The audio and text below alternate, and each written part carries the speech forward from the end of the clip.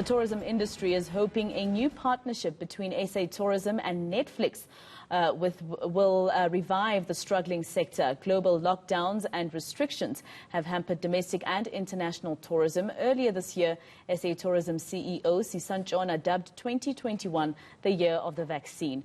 He was optimistic the arrival of a vaccine in South Africa would be enough to kickstart the industry, but has the slow rollout delayed the impact? He joins us now live.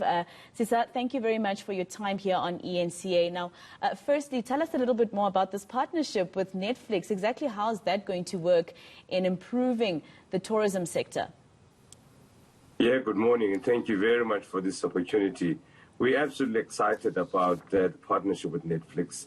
It really is a key milestone in making sure that South Africa's story gets told on different platforms. And what a powerful platform is Netflix. So we'll forever embed our beautiful destinations, our beautiful culinary and everything else in the movies themselves that get shown out to everywhere in the world, as it were. I know that the National Film and Video Foundation has also said that it's partnered with Netflix to give some people an opportunity to actually crack into the industry. Will this form part of what you're trying to do with Netflix as SA Tourism?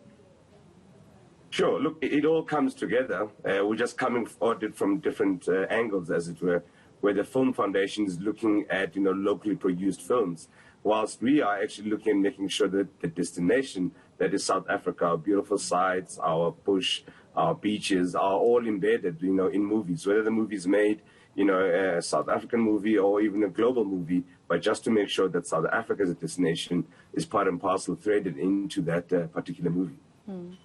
Well, we know that, the impact of COVID-19 will be felt in a lot of industries for many months or even years to come. So when do you expect to have the filming started and for South Africa or other people around the world to start seeing the beauty of our country on Netflix? Yeah, when will things turn? That's such a difficult question to answer. Where we've seen right now in the Northern Hemisphere, essentially, a lot of them are going to hard lockdowns, despite them also rolling out the vaccine at the same time. So a lot is still unknown. This particular partnership with Netflix, it's ongoing. So it's not just a singular type of line in the sand, as it were, but it's one of the many attempts that we are using in order to drive tourism, as it were. But until the world stabilizes and we reach some form of normality, domestic tourism is going to be our bread and butter. And I must say I'm really, really encouraged by the activities that I've seen of South Africans deciding to travel their own country again. I have to ask you, Mr. Ntshona, how we're doing in South Africa. I'm sure you were very appreciative after that family meeting to find out that the president is not shutting down interprovincial travel or international travel. But really, how are we doing, especially because South Africa, there's this new variant that was found here. So a lot of people, I think, are still skeptical in terms of coming this side from international countries. Yeah, we always cross our fingers every time we have a family meeting because that usually has an impact on our sector, as it were. I think we're absolutely encouraged as a state by the level of enthusiasm South Africans have shown in order to travel their own country again. I mean, I was speaking to a car hire company just 2 days ago, and they were telling me all of their combis are actually hired out. That gives a bit of a sense of what's moving there. Globally, tourism is in trouble, and there is absolutely no country that's not been impacted, and all of us are trying to find our ways around it. Airlines are really at 1990 levels of activity, so regress 30 years back. Now, South Africa is obviously not immune from this, so whilst we are all trying to find our way out of this, whether it's through vaccines, and also some of the, health and safety protocols, we have to be mindful, essentially, that we are not done yet, as it were, and we always have to make sure that we take those safety precautions there.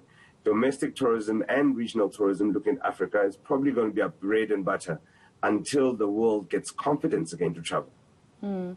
Now, I have been invited by the SA Tourism to come to Germany with you, where many countries would have the platform to sell each of their country to the world. And obviously, this has not been able to happen because of the banning of traveling. How has this impacted on being able to sell SA Tourism and what people could find here in our country? Yeah, well, we've all had to use that wonderful term called pivoting, right?